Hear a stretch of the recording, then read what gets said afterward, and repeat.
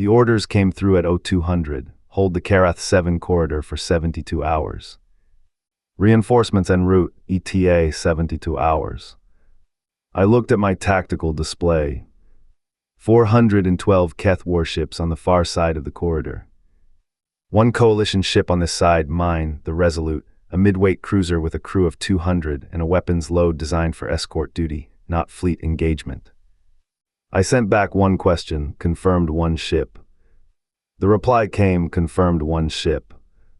I looked at my crew. My first officer looked at me. I said, well. She said, well. I said, let's figure out what we have to work with. What we had was a midweight cruiser, 200 crew, standard escort armament, and 72 hours. What we also had was the corridor, a natural choke point 300 kilometers wide, with gravitational anomalies on both flanks. 400 ships couldn't come through abreast. They'd have to come in column in manageable numbers, through a kill zone I could actually defend. The Keth fleet commander knew this too, which is why he'd been sitting on the other side for 6 hours without moving. I had no intention of doing anything that made tactical sense. I had 72 hours and a crew that was very good at making bad situations complicated. The Keth fleet commander hailed us at hour 1. He informed me I was outnumbered 412 to 1 and requested my surrender. I asked for a moment to consider. He said yes. I used the moment to reposition the Resolute deeper into the corridor and arm every system we had. Then I hailed him back and said, I've considered it. He asked what my answer was. I said I'd like to propose a counteroffer. I said, you take your fleet home and nobody has to find out what happens when a coalition cruiser has nothing to lose and 71 hours to make your life difficult. He said, you have one ship. I said, yes. He said, we have 412. I said, I'm aware. I was hoping that number concerned you as much as it concerns me.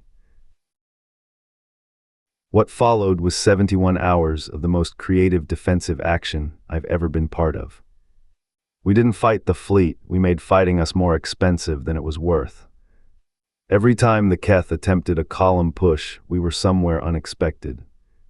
Every time they adjusted, we'd already adjusted again. We used the gravitational anomalies in ways their models hadn't predicted.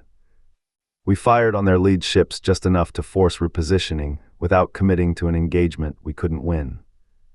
My engineering team did things with our power systems that I am confident voided our warranty. At hour 40, the Keth fleet commander hailed again. He said, what are you? I said, a crew that's very motivated to still be here in 31 hours. He cut the channel. They pushed 3 more times. We were somewhere else each time. The reinforcements arrived at hour 71:40. 2 coalition battle groups coming in hot, the cavalry, early because someone had pushed the transit schedule. The Keth fleet commander hailed me one last time. He said, you held this corridor with one ship for 71 hours and 40 minutes. I said, yes. He said, why? I said, because those were my orders. He said, your orders were for 72 hours. I said, I'm 20 minutes early, I can keep going if you prefer. The Keth fleet began to withdraw. All 412 ships turning back the way they came. My first officer watched them go for a while. Then she said, we actually did it. I said, we were always going to do it. She said, you knew that the whole time. I said, I knew we didn't have any other option, which is basically the same thing. The after-action report took 3 weeks because nobody knew which category it fit in. The coalition awarded the Resolute a unit citation. My crew got individual commendations.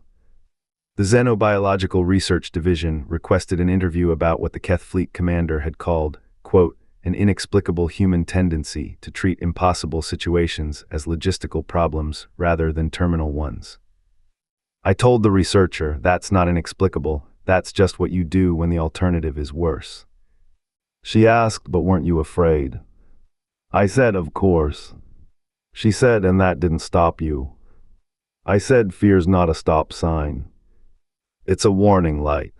You acknowledge it and you keep driving.